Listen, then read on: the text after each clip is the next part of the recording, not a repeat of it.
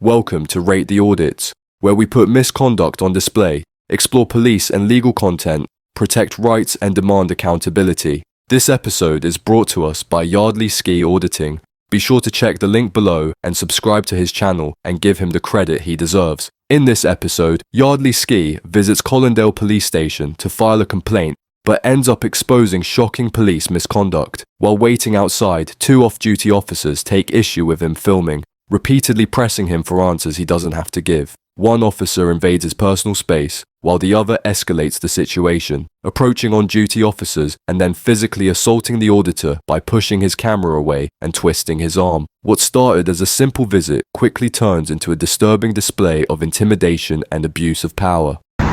Sir, what are you doing here? Why are you recording police cars leaving the station? Are you planning something?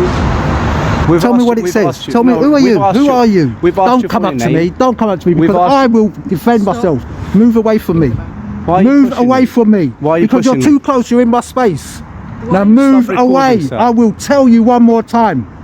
Move away from me. It sounds like you're being threatened. Move away. You, Section 5. That's what you're doing. You are threatening, alarming and distressing me. So go away. What are you doing? Do you understand? Do you understand? I understand. Move away. From the moment the interaction begins, the officer's behavior goes from questioning to outright intimidation.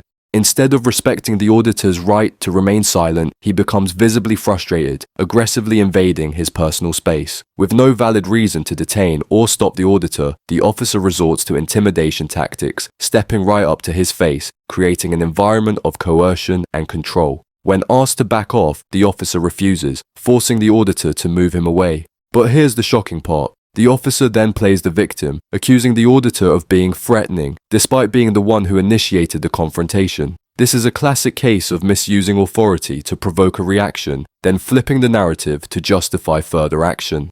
Legally, the officer's actions cross the line into misconduct. Under Section 5 of the Public Order Act 1986, it is an offence to use threatening, abusive, or disorderly behaviour that causes harassment, alarm, or distress. Yet that's exactly what he's doing by invading personal space, provoking conflict, and refusing to back off when instructed. I don't Move need to away. move away. Yes, you do. No, I don't. You're in my space. Move away. Why are you recording police Move cars? away. Move away from me. Sir, what are you Move doing away here? from me. What are you doing Move here? away from me. Sir, I'm asking you Move kindly. away from me. Listen, asking and I'm you telling kindly, you to what are you move doing in away front of the from police me. station? Move away from me. Sir, what are you Move doing here? away. I'm not going to move. I'm in front of the police station. I'm in I a don't public care. space. Yeah, I you're in do my not- space. No, I'm You've in a walked public You've domain. walked right up to me. You've walked I'm right. asking you. Yeah. I'm How would you like asking if I walked right up into your face? You can walk up. Yeah. There you go. And what? There you go. The tension escalates as the auditor repeatedly tells the officer to move away. The officer, still pressing forward, justifies his actions by saying, "I'm in front of the police station, I'm in a public space." This statement completely destroys his own argument. The officer is admitting that he has every right to stand there simply because it's a public space, yet this is the very same right the auditor is exercising by recording.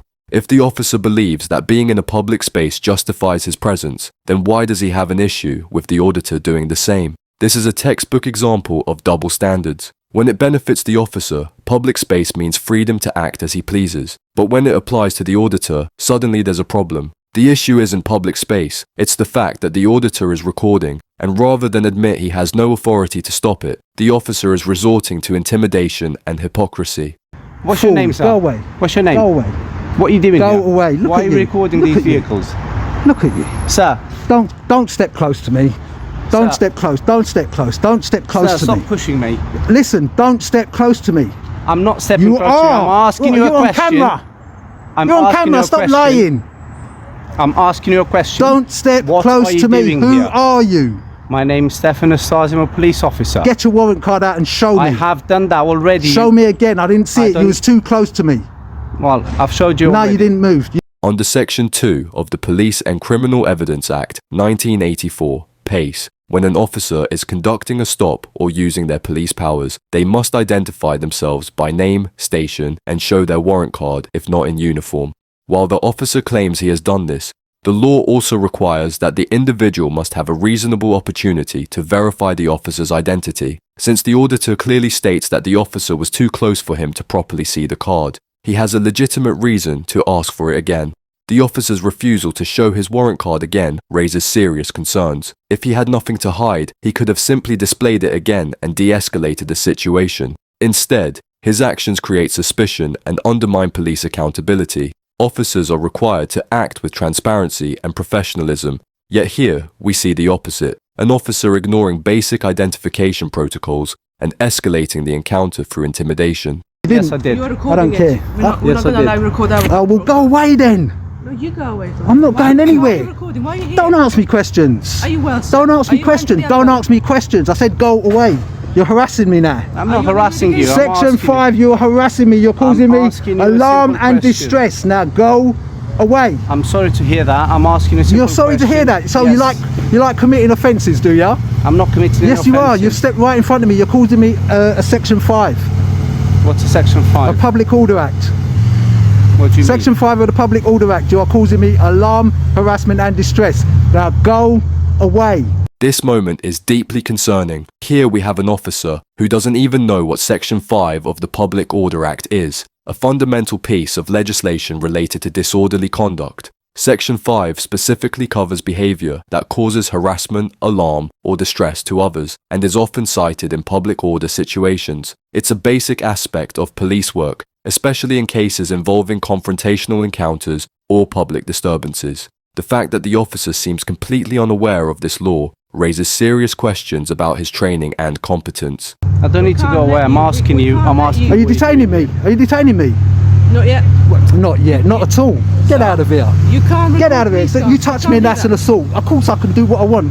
Sir, Don't please just stop. go away from me. Sir, I'm asking you Shut up. nicely to stop. I don't care if recording. you're asking me lightly, and I won't Okay. stop recording. Then, No. Then tell me why you're recording. No, I'm not going to tell you nothing. Why are you recording?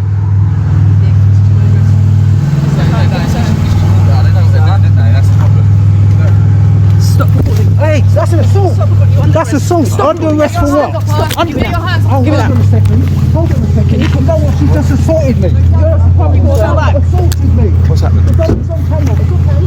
It's okay. It's on camera. This is a serious abuse of power. The officer has just used unlawful force against someone who was committing no crime, had not been warned about any offence, and was simply recording in a public space. Under Section 3 of the Criminal Law Act 1967, police officers can only use force when it is necessary, reasonable, and proportionate to prevent a crime or lawfully detain someone.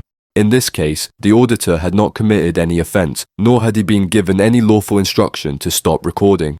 Smacking the camera and twisting his arm is not only unjustified use of force, but also meets the definition of common assault under Section 39 of the Criminal Justice Act 1988, since any unlawful physical contact without consent is classified as assault. Furthermore, the arrest itself appears unlawful. Under Section 24 of PACE, an arrest must be necessary and proportionate, and the officer must clearly state the offence at the time of arrest. Here, the auditor was not committing any crime, and the officer failed to immediately provide a lawful reason, meaning the arrest is potentially false imprisonment, which is grounds for legal action against the police. Now, in the video, Yardley Ski explains what happened while his camera was taken from him after the assault. He then gets it back and starts recording again. My camera was snatched from the tripod and the filming was stopped. If you could hear, the female plainclothes police officer said you are under arrest. That's an assault.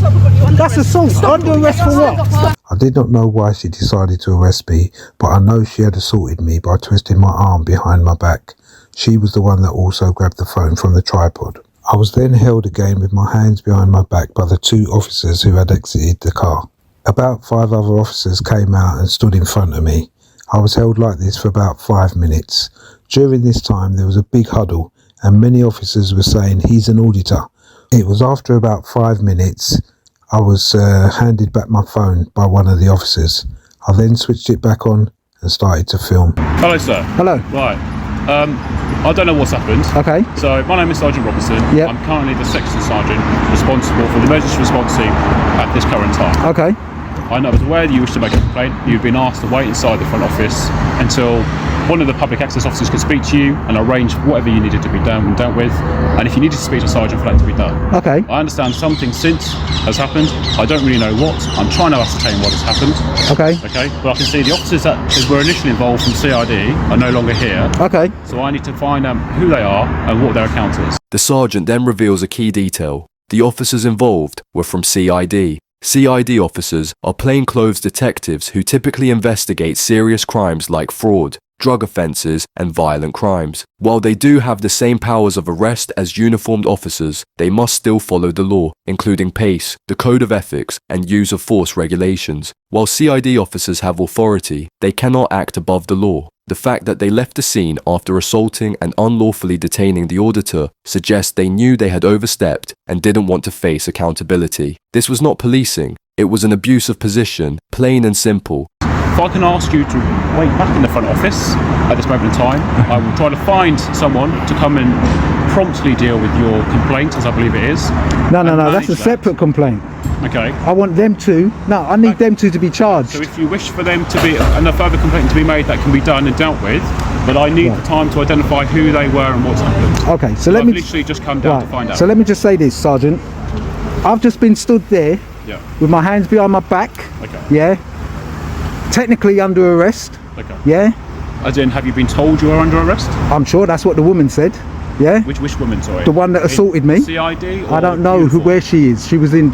She was plainclothes. Right. Once an officer states that someone is under arrest, they are legally required to follow proper arrest procedures under Section 28 of PACE. This means the individual must be clearly informed that they are under arrest, given the specific reason for their arrest at the time it happens, and the officer must ensure that the arrest is necessary and proportionate under Section 24 of PACE. However, in this case, the auditor was physically assaulted, told he was under arrest, and then seemingly abandoned without further action. This raises serious legal concerns, including false imprisonment, which occurs when someone is detained without legal authority.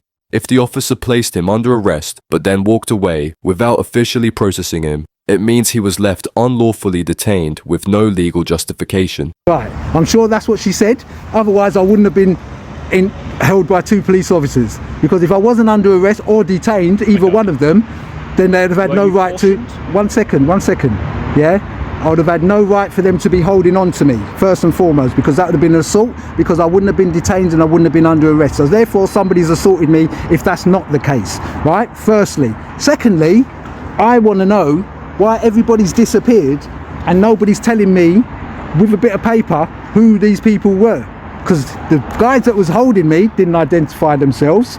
The two that went off, I think the woman identified herself initially in the beginning. Right. Yeah. I can't remember what her name is, probably on thing, but the guy didn't. He said he's not going to identify something like that. Even more concerning, the officers involved never properly identified themselves while using their powers, leaving the auditor in a situation where he was being detained without knowing who was even detaining him. In this case, the officers not only failed to meet these basic legal requirements, but also used force and declared an arrest without ensuring the auditor had clarity on the situation. Being detained by unidentified officers with no clear reason stated is a serious violation of procedure and accountability. This level of recklessness and lack of accountability is exactly why people demand transparency from the police. And so I don't know who they are. So I need some paperwork. So this bit of paper No, don't worry about this bit of paper. This has got nothing to do with this particular thing. This is my initial complaint. Yeah? So I had business to be near. First and foremost, let me just say that. They came out and they was asking me, what am I doing filming? I'm in a public place, I can film. I don't need, right, and I don't need to answer them. I don't need to account for myself being here to them who, I don't know who they are, in plainclothes people. They could be random people, right? They could be random people. He reminds the sergeant that he was in a public place where he has every legal right to record. Without hesitation, the sergeant agrees, saying, "Exactly." This simple acknowledgement exposes a much deeper issue. If the sergeant understands that filming in public is perfectly legal, why didn't the two officers who escalated the situation? This raises serious concerns about police training, professionalism, and possible bias in how officers choose to enforce the law. There are two possibilities here.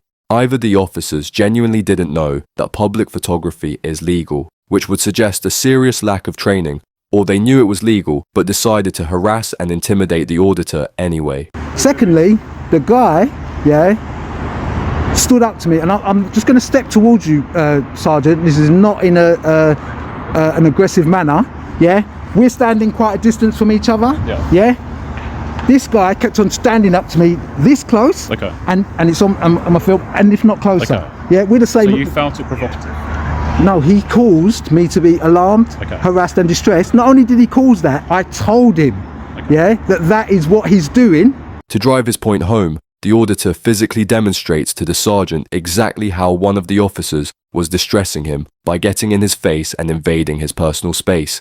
The sergeant immediately looks uncomfortable, and that's without the aggression or authority that the officer had during the real interaction. If the sergeant, a senior officer, feels uneasy after just a few seconds, imagine how the auditor felt when an officer did this repeatedly, up close, and with clear intent to intimidate. The auditor made it explicitly clear to the officer at the time. He verbally told the officer that his behavior was causing him alarm, harassment, and distress, yet instead of backing off, the officer continued doing it anyway. You will have this on your recording. It will be on my recording. Are you happy to provide that, for that to be reviewed? Only if they're getting charged. Well, a sergeant would need to review that prior to. We can't just charge someone without evidence. As I'm sure you can understand. That would be. I'll provide it via Axon. That's fine. You can send you Axon. Send me an Axon. I'll be reviewed, and a decision can be made if there was any unlawful use of force or anything that needs to be dealt with.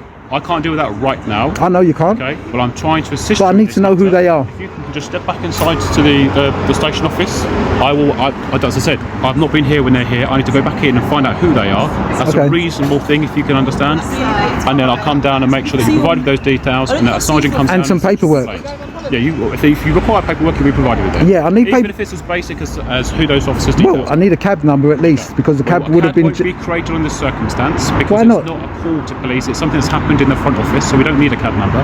It can be managed by us on our systems. This response is highly questionable. While not every interaction requires a CAD number, it is common practice for incidents involving a complaint against officers, use of force, or an alleged assault to be logged. The fact that this involved physical force, an attempted arrest, and a serious allegation of misconduct makes it highly unusual for no CAD to be created. Under the College of Policing's guidance on incident recording, police forces are required to record and log all reportable incidents, particularly those involving complaints, use of force, or allegations of misconduct. The sergeant suggesting that this can be handled internally instead of issuing a CAD raises serious concerns about transparency. So if there's anything, if we put on like a crime report or an intelligence report, then you can be provided with that reference. Okay. Well, regardless. But I want a criminal action against these two. As I said, I'm not going to go in there and film if anybody's in that lobby. If you can wait here or take a seat inside, it's entirely up to you. Now, it is recorded on CCTV inside the front office for your own safety. I didn't cause no disturbance in there. I was out here. Well, I'll have a look see if there's anyone inside for you to touch it. Right, there's no one in here at the time. Okay, cool. So if you're happy to come in, take a seat. So this is the foyer inside. Wow. What kind of nonsense just happened? From the moment the off-duty CID officers confronted the auditor, it was clear they had no legitimate reason to challenge him. Instead of respecting his right to film in public, they escalated the situation through intimidation, invading his personal space, pressing him for answers he didn't have to give, and ultimately assaulting him by smacking his camera away and twisting his arm. Worse still, one officer declared he was under arrest without stating a legal reason. To make matters worse, the officers failed to identify themselves properly, a basic requirement under Section 2 of PACE, and then disappeared from the scene without taking any accountability. This wasn't just a bad interaction, it was a serious failure of police professionalism. This raises an important question. If the auditor hadn't recorded this, how easily could this have been covered up? This episode highlights a serious lack of accountability within policing, and now that this footage exists, the question is, will the officers responsible face consequences, or will this just be another case of police misconduct ignored? That's it for today's video. If you enjoyed this episode, don't forget to like, comment, and subscribe. It really helps me continue with my independent coverage. Also, don't forget to check out Yardley Ski Auditing. His channel is linked in the description. Show him some love. Thanks for watching. This was Rate the Audits, and I'll see you in the next one.